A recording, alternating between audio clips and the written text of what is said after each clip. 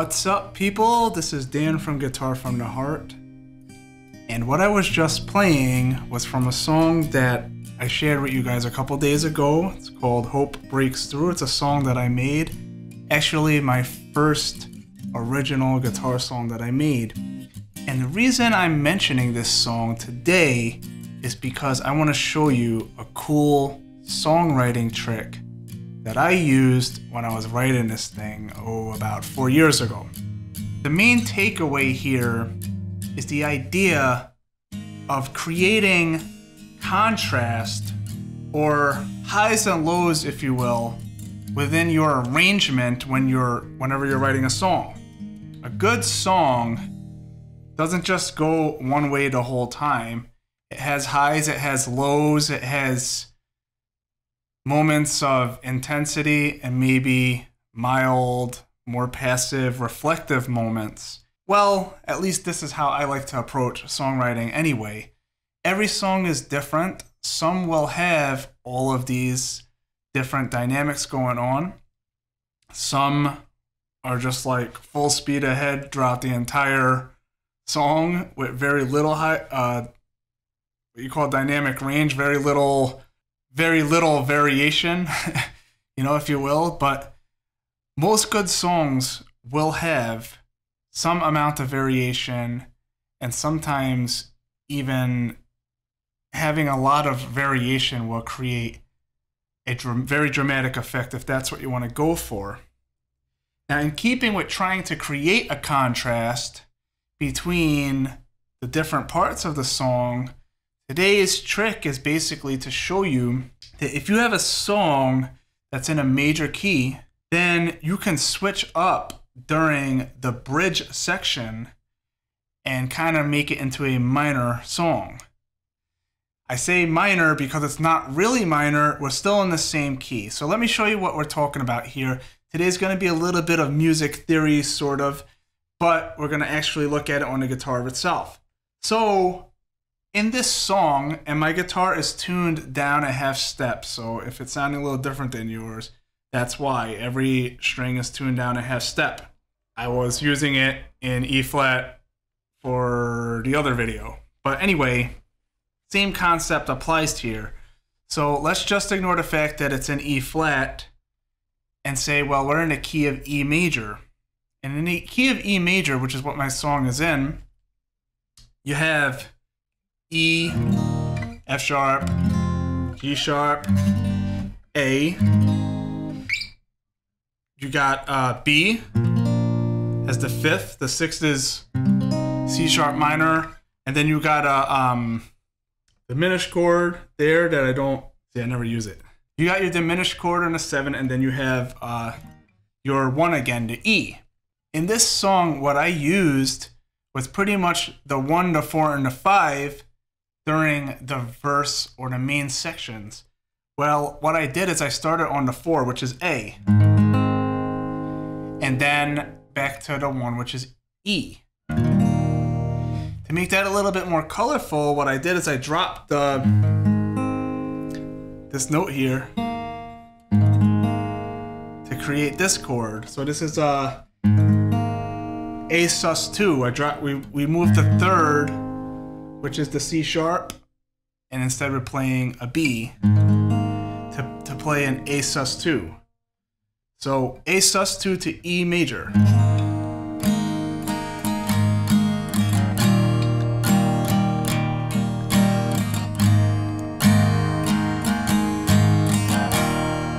Right?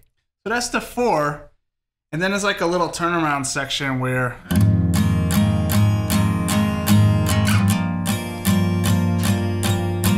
which is some tasteful chord voicings there. Those are kind of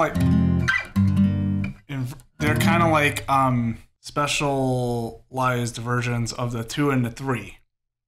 So, but that's for another day.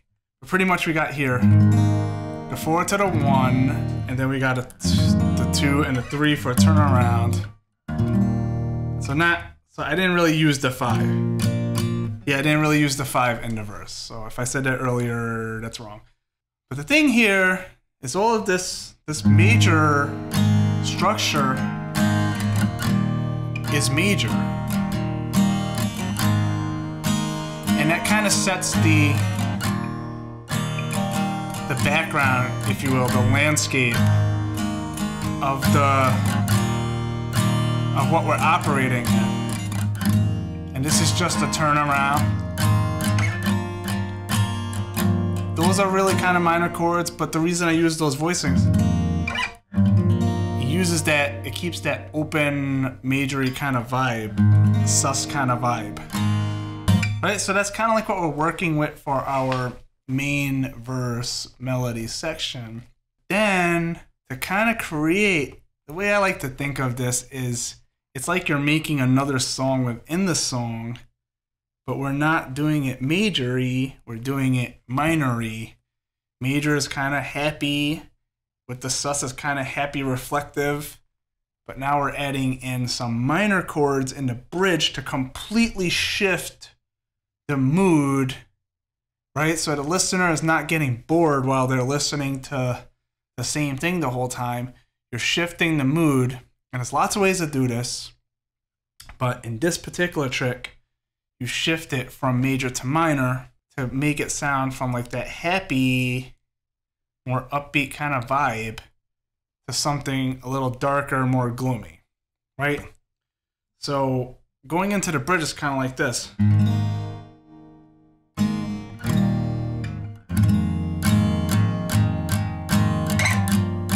Right, all the verse part. Then it just kind of hangs on to one. And going into the bridge, it goes.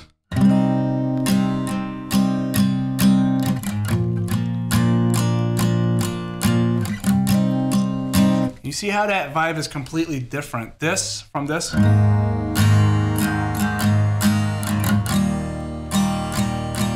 To.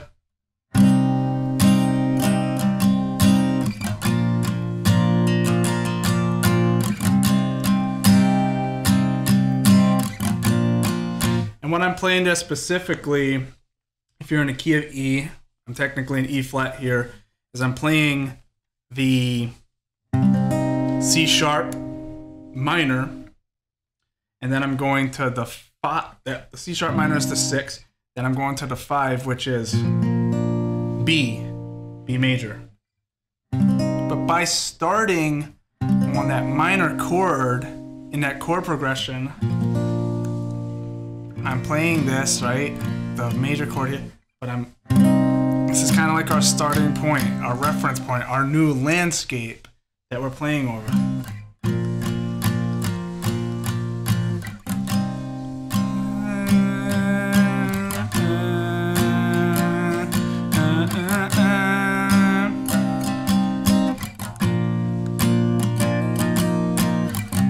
See? And then the bridge ends with the turnaround.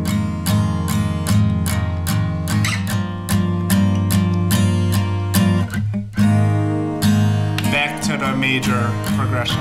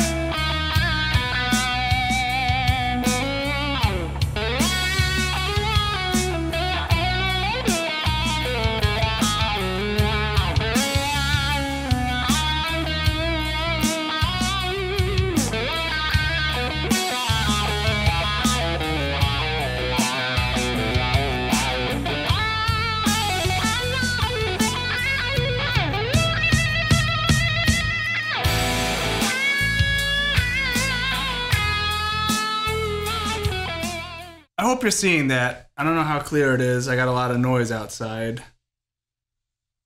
Somebody using a hose or something. I'm not sure if you can hear it.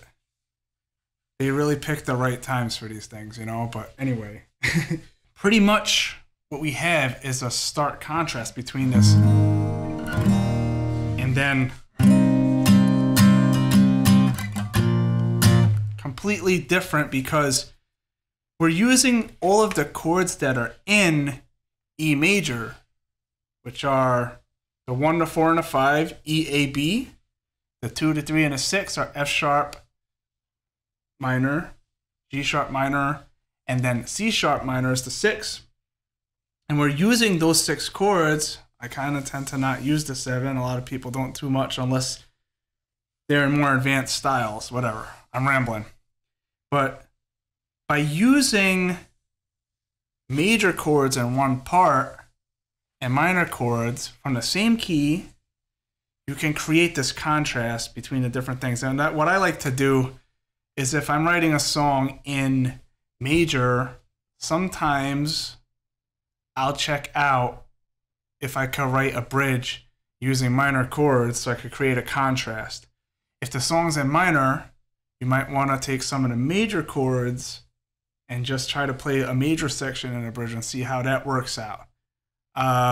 It really all depends on the situation. There's a lot of stuff going on, the harmonies, the melodies, and all of that. But this is my little trick that I wanted to share today. I think if you start experimenting with it yourself, you're going to find this is really cool, and it opens up a lot of possibilities when you start to try to throw some leads and melodies and stuff like that over it. So anyway, that's all I got for today. Thank you for watching. Subscribe to the channel if you enjoyed the videos, if you've been kind of like popping in and checking out a few, and you want to see more videos like this. For those of you who have been following me for a while, I really appreciate you guys. Thank you so much for your support. Give the video a like if you like it. Play the guitar from the heart and have fun with that. I'll see you in the next video. But for now, I'll just be here playing my guitar. Take it easy.